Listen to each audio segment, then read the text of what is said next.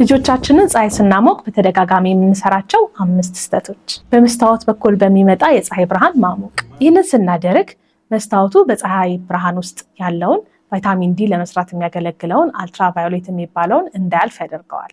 ስለዚህ ልጆቻችን ምንም እንኳን ሙቀት ቢያገኛቸው ቫይታሚን ዲ በበቂ ሁኔታ ሊመረትላቸው አይችልም።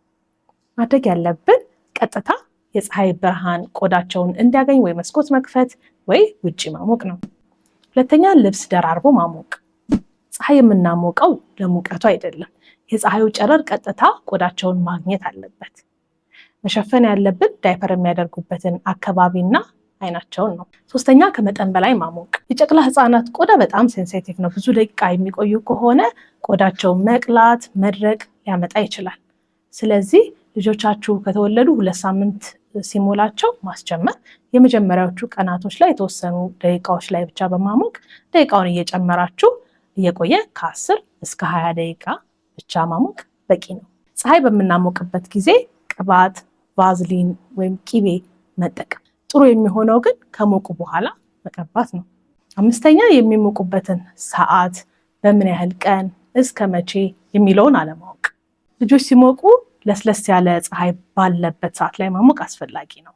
ይህም ጠዋት ከ3 ሰዓት እስከ 5 ሰዓት ወይም ደግሞ ከሰዓት ከ10 ሰዓት በኋላ ላይ።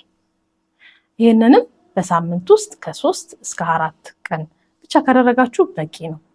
እስከ መቼ የሚለውን ደግሞ በራሳቸው በእግራቸው መውጣት እስከሚጀምሩ ድረስ ማለትም እስከ 1 ዓመታቸው ድረስ ቢሞቁ የተሻለ ነው።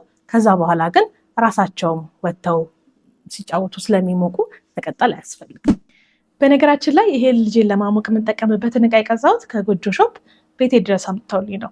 በተለይ ለእናቶች ለልጆቻችሁ እቃ የምትፈልጉ ከሆነ መጀመሪያ ጎጆ ሾፕ ላይ ቼክ አድርጉ።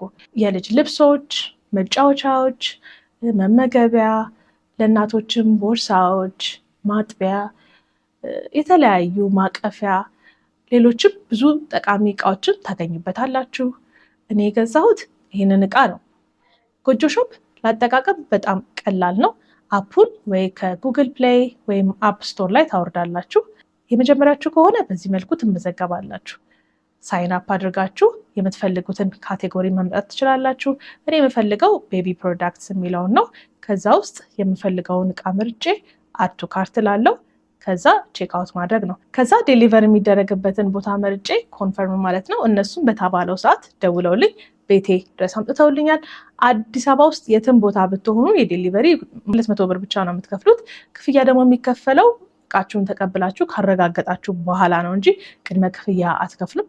ሌላው ከጎጆ ሾፕ ኦርደር ማድረግ የሚጠቅማችሁ እቃውን ከመላካቸው በፊት ምንም ችግር እንደሌለበት ቀድመው ቼክ አድርገው አረጋግጠው ነው የሚልኩት። ስለዚህ ጥራት ያለው እቃ ከቤታችሁ አዛችሁ በፍጥነት ማግኘት ከፈለጋችሁ ጎጆ ሾፕን ተጠቀሙ። እኔ ተጠቀምኩበታለሁ፣ እናንተ ተጠቀሙበት። መልካም ቀን። እኔ ዶክተር ዝማሬ ነኝ።